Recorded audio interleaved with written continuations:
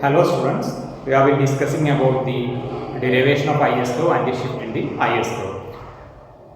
We have so far discussed two factors that leads to a shift in the ISO. The first one was the change in profit expectations of business people. Second one was change in autonomous savings. And increase in the profit expectations led to an upward shift in the investment curve and an upward shift in ISO. And a fall in profit expectations resulted in a downward shift in investment curve and a downward shift in ISO. And a change in autonomous savings resulted in a downward shift in the savings function and an upward shift in the IS function, and an increase in autonomous savings resulted in an upward shift in the savings function and a downward shift in IS function. Today we are going to discuss about the impact of a change in the margin propensity to save on the IS function. Okay, so again we are starting with the savings function. Savings is equal to minus A plus SY. Here S is the savings, minus A is the autonomous savings, S is the margin propensity to save, and Y is the level of income. Okay, so this is the factor that is going to change here. So the savings function will look something like this. Savings function will look something like this, minus A plus SY. Now we are assuming that this S changes, small s changes, which is the slope of the savings function. Okay, when S changes, the new equation, new savings function become minus A plus S dash Y. Suppose the margin propensity to save has fallen, that is, people are saving less and less out of increased income. Okay, less and less out of increased income. This may be due to increase in their consumption habits. Okay, so what happens? The slope of the savings function changes. It becomes minus A plus S dash Y. Here, at the same level of income, for example, if this was the income, earlier they used to save S0, now with a lower MPS, they are only saving S1. So, saving has fallen with the new savings function. Okay, so this is our change into the savings function. And now there is a slight explanation that I need to make for the diagram to be a little bit clearer.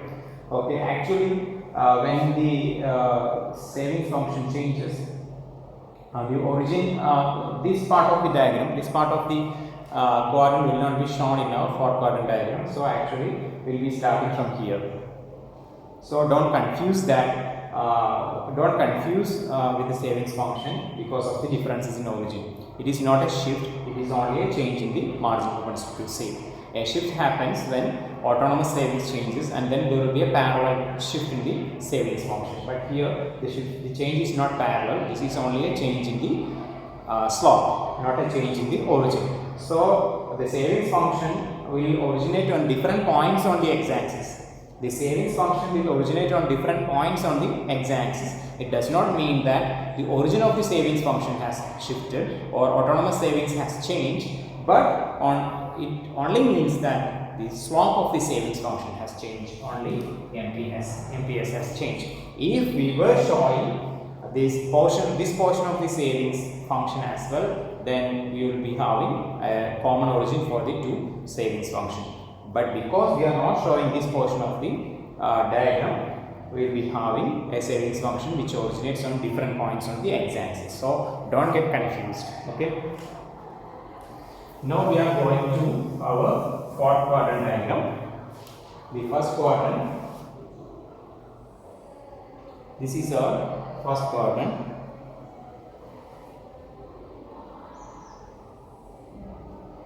Which shows savings as a function of income. Savings as a function of income. So we have savings on the y-axis and income on the x-axis.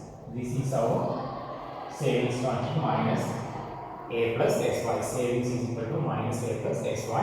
Now in the second quadrant we are having the saving investment equality with the help of 45-degree line.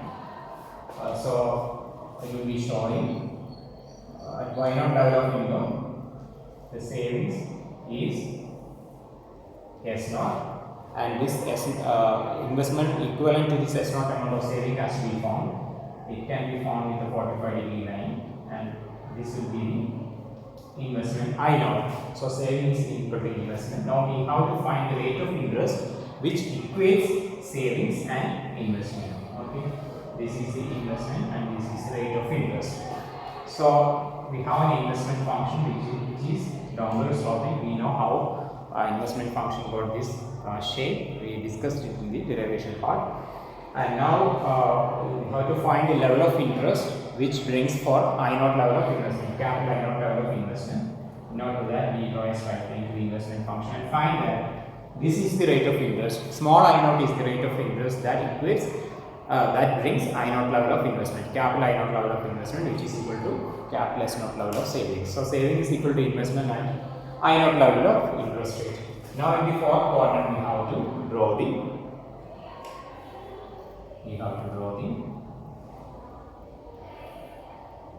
IS function, and for that we have got the 2 points. One, rate of interest I0, level of income Y0. Combination of these 2 points gives us 1 point on the IS function. Okay.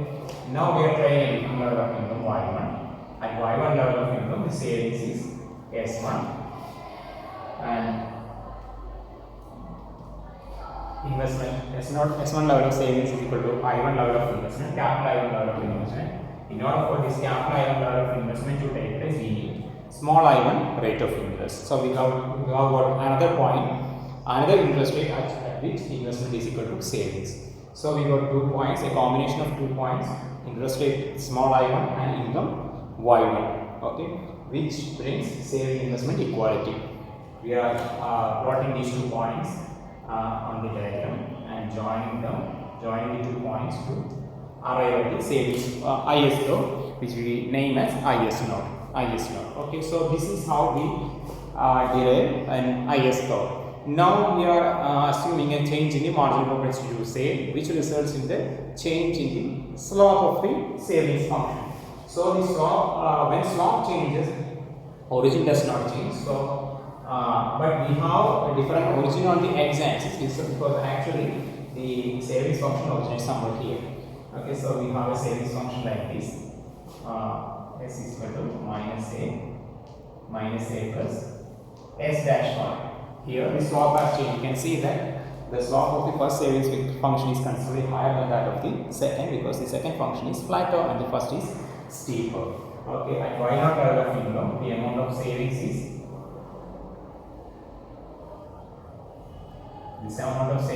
S0 dash. Now with the new savings function, the level of savings has fallen to S0 dash from S0, because the marginal propensity to save has fallen. People are willing to save only less and less out of their income, of their higher incomes. Okay.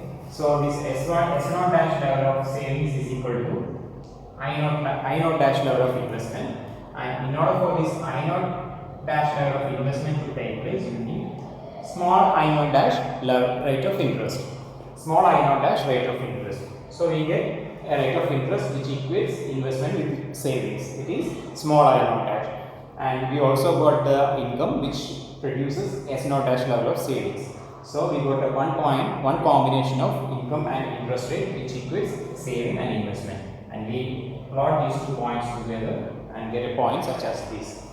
And now with a higher level of income Y1, we got another savings. Here they are coinciding, the point is coinciding with S0. Actually, we may have a different point S1 dash, because it is coinciding. I am using the same savings level S0 here. Okay, S0 level of savings, and S0 level of savings is equal to I0 level of investment. And in order for I0 level of investment to happen, we need small I0 level rate of interest. And we got another point, another rate of interest I0, which equates I0 level of investment with S0 level of savings and new income level of Y1. So another combination of income and interest rate we got, and we are plotting these two here.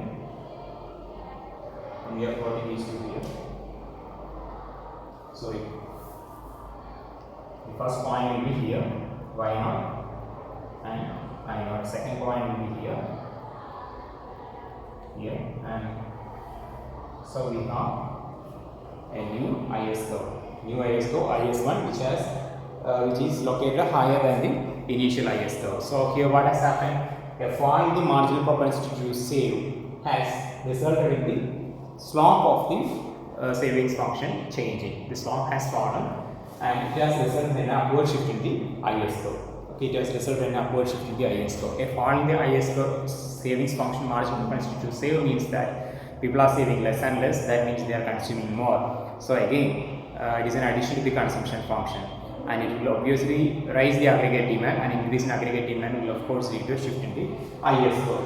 Okay, so here again there are two effects: one positive feedback effect and negative feedback effect. You can see that initially the savings function was high, then the margin propensity to save fell, and therefore there is a positive feedback effect on the income because aggregate demand increases and it intersects aggregate supply at a higher level of output. So income expands. This is a positive effect of fall in the margin propensity to save. But fall in the margin propensity to save means that saving has fallen. Now there is an inequality between saving and investment. For saving investment equality to happen, investment also need to fall. And investment falls only if savings interest rate increases. And interest rate increases from I0 to I0 dash. And this results in falling investment. And there is a negative feedback effect of this falling investment. When investment falls, output also falls. So on the one hand, as a result of change in the margin propensity to save, output increases, and on the other hand, due to fall in the investment, output falls. So on one part output increases and on the part output falls. The net effect of these two will depend upon the relative strength of the fall in the margin propensity to save and fall in the level of investment. Here you can see that output has expanded. Suppose our initial interest rate was I0.